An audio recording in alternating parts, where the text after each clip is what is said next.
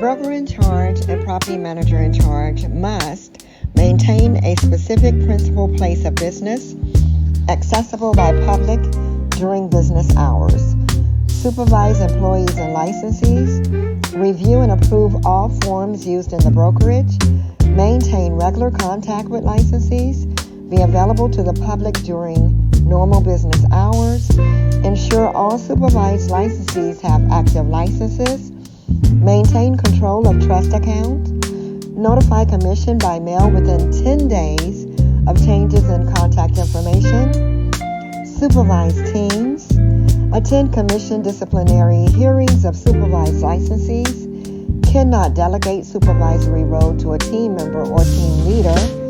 In event of a management vacancy, a supervised licensee may manage as broker in charge or property management in charge for up to 6 months. Written Policy Manual. Establish and maintain written policy manual. Policy manual should include the following: identification of agency relationship licensees can offer, including teams and limited function referral offices. The firm's co-op policy, scope of services provided to clients, scope of services provided to customers, when and how supervised licensees will explain and disclose their brokerage relationship with an interested party to a transaction, when and how supervised licensees will explain, disclose dual agency, designated agency, and transaction brokerage, when and how supervised licensees will explain designated agency, when and how supervised licensees will explain transaction brokerage, state and federal fair housing compliance. Branch offices may operate a branch office at unlimited number of other locations. Branch office must be managed by broker in charge licensed for that location. Broker in charge may manage more than one office, but must acknowledge in writing understanding of duties. Supervised licensees. Licensee may not conduct business under a name or address other than the one for which the license is issued. May use alternative name if it is registered with the commission. Must work for BIC or PMIC. Cannot operate independently of a broker in charge or property manager in charge.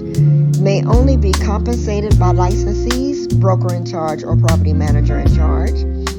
Trust funds received by licensee must be delivered to broker in charge no later than the following business day after receipt.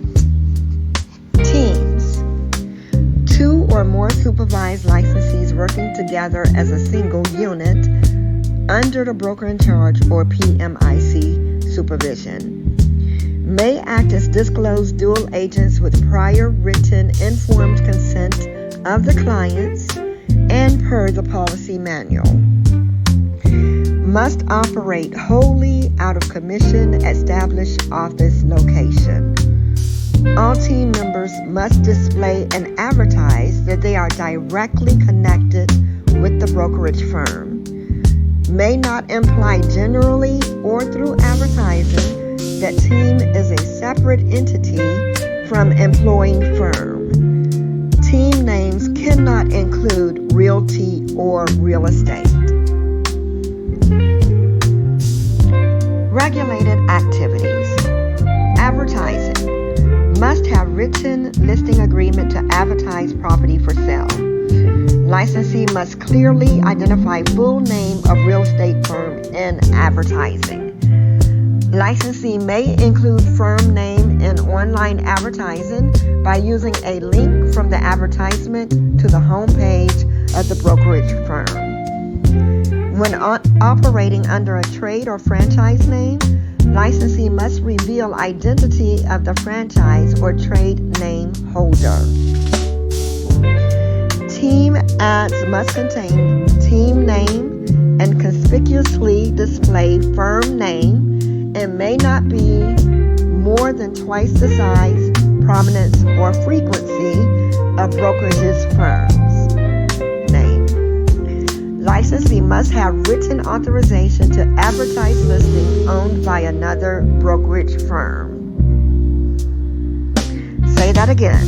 Licensee must have written authorization to advertise a listing owned by another brokerage or firm.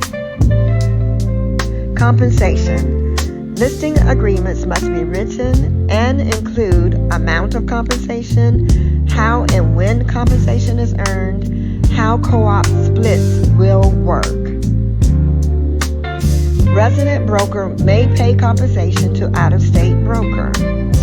Transaction broker must complete a compensation agreement signed by agent and compensating party, specify the amount of the compensation, and party or parties responsible for payment. Compensating unlicensed persons. You may not compensate an unlicensed person for activity requiring a license.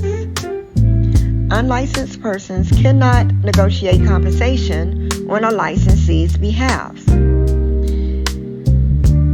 You can pay a referral or finder's fee to an unlicensed person who is a party to the transaction. They must be a party to the transaction.